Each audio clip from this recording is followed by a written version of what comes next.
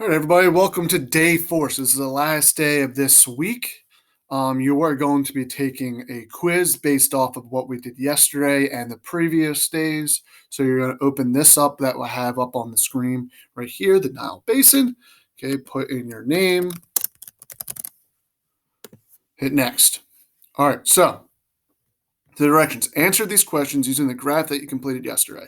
So you should have this back out, your completed version, whether or not you printed it out, you did it on a piece of loose leaf, you did it on computer paper or graph paper, you have out your work from yesterday. And you are going to answer these questions based off of what you did. Okay, which country has the most people living in the Nile Basin? Which country has the highest percentage? Which country has the least amount? Which country has the lowest percentage? These are multiple choice questions. So there's already a predetermined answer, correct answer to this question. These are going to be the only questions that will be graded immediately. So when you are done with everything with this quiz, and you got all four of these correct, the highest percentage of points you will be able to get immediately is a 4 out of 15 because there's already a predetermined answer, correct answer for the multiple choice. There's only 4 multiple choice questions in this entire quiz. The rest are going to be short answer and little essays. So I will have to go back and read your short answers and read your essays and award you the points that you earned for those, whereas you will automatically be told whether or not you got the multiple choice questions right. All right. So still using the bar graph, which country is most dependent on the Nile River? Explain your answer. So this is a short answer question. This will be marked wrong as soon as you hit submit. Okay. I will have to go and take a look at what you wrote.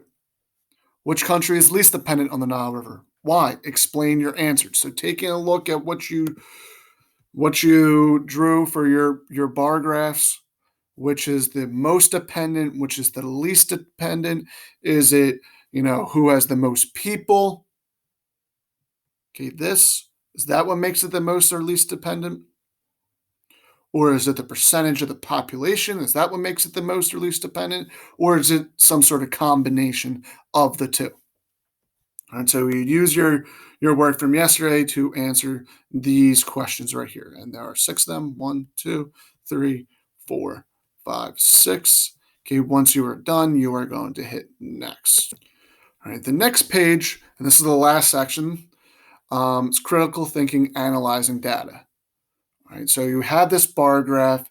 You have looked at which ones have the highest amount of people living in the Nile Basin, which country has the most of the biggest percentage of their population living in the Nile Basin.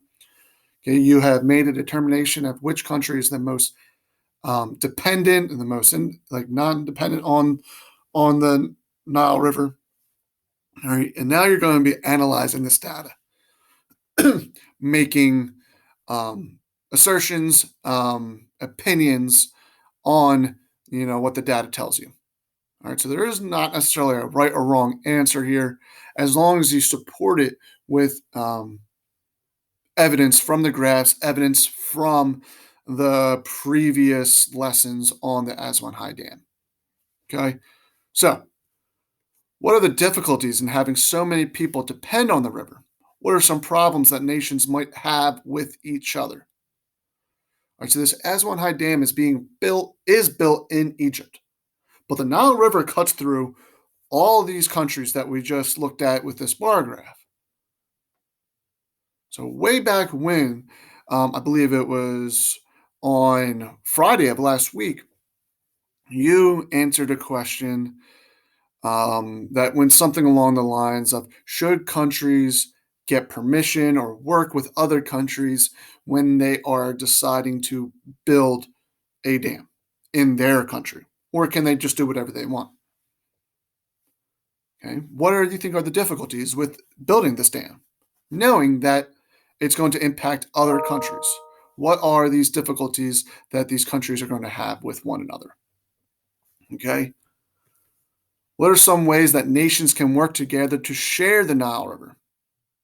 Knowing that the Nile River impacts all these countries, knowing that this dam that's being built in Egypt is going to impact a tremendous amount of people other than the ones that currently live in Egypt. Okay, how can these countries work together? What are some agreements? Should they share hydroelectric power? Should they share, um, you know, the benefits of it?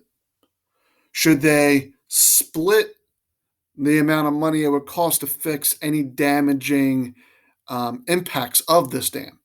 Okay, what should be the course of action if they were to share this Nile River?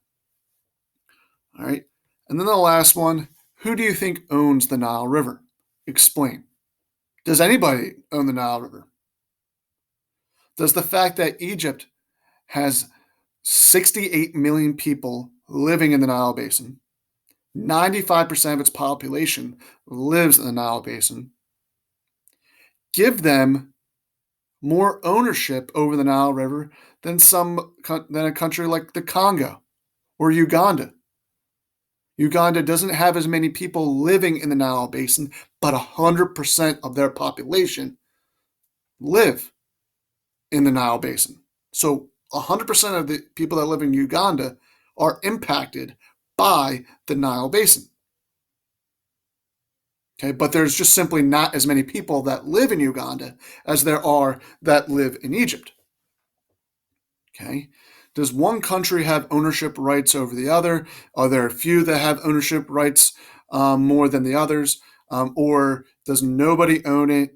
Okay, what is your um, opinion on this? Explain your answer. Once you have done that, you're going to hit submit.